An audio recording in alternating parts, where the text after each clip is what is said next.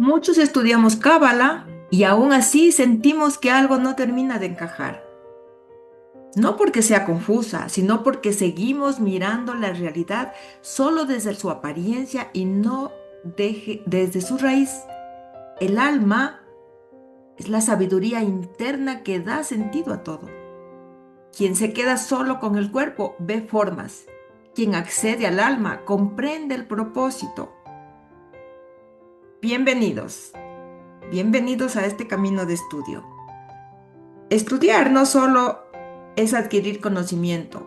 Estudiamos para prepararnos interiormente, para percibir la profundidad de la Torá, permitir que la conciencia se refine y que en el plano espiritual empiece a revelarse con mayor claridad. Ese será nuestro trabajo, nuestro esfuerzo y también nuestro privilegio a lo largo de este camino. Cuando comenzamos a estudiar Cábala, es natural sentir desconcierto. Muchos de nosotros venimos con herramientas mentales formadas en el pensamiento común, en la lógica práctica, en el mundo de los resultados visibles. Y de pronto entramos en una sabiduría que no se ocupa de lo que está terminado, sino de lo que precede a todo lo que existe. Allí aparece la dificultad, pero también la profundidad. La Cábala se ocupa fundamentalmente de las etapas de la creación que precedieron al mundo tal como lo conocemos. Se ocupa del trasfondo, de la base sobre la cual se sostiene la creación, del plan que la dirige y del objetivo que la orienta. Desde esta perspectiva, nos enseña que la realidad que percibimos no es la realidad en sí misma, sino su manifestación más externa. Vivimos rodeados de formas, de acontecimientos, de objetos y de relatos, y creemos que eso es la realidad. Sin embargo, los sabios explican que todo lo visible es solo la última etapa de un proceso que comenzó mucho antes en niveles que no pueden ser captados por los sentidos físicos.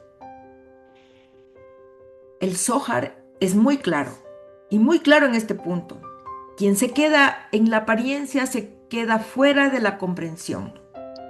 La Torá, la creación y la vida misma poseen capas.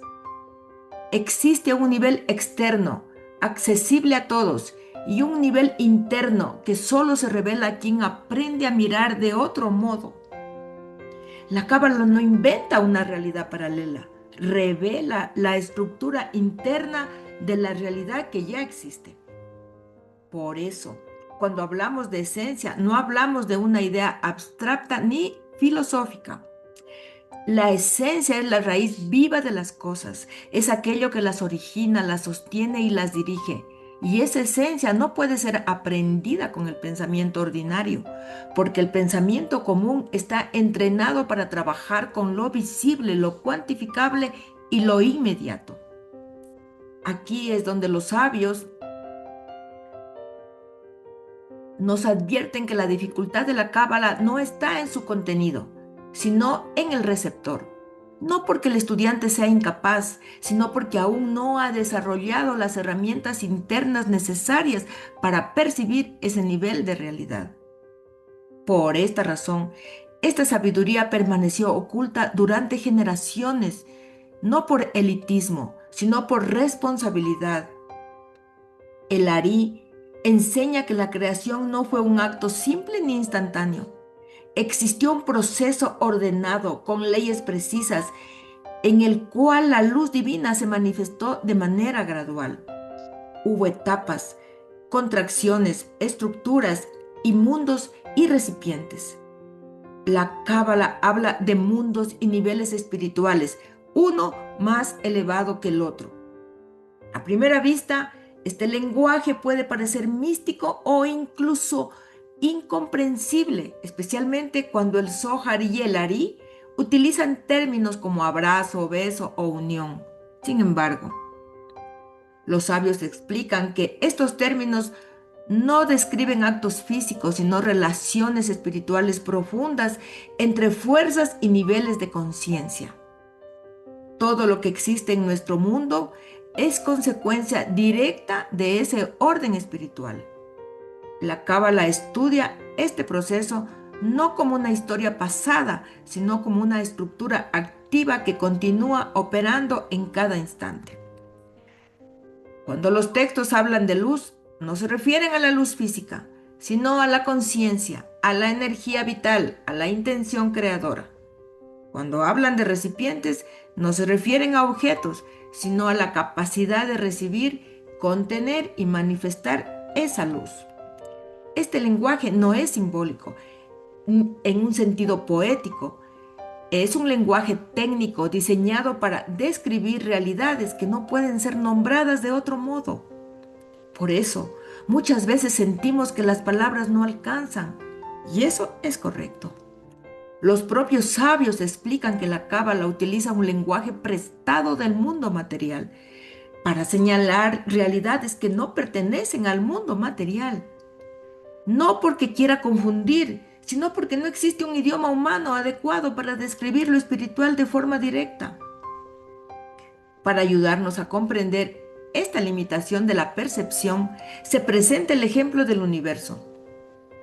Observemos una estrella y creemos verla tal como es, cuando en realidad estamos viendo una luz que salió de allí hace miles de años.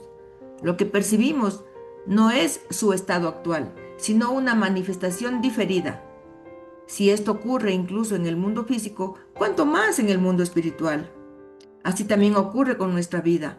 Percibimos acontecimientos, emociones, situaciones, pero rara vez vemos su raíz.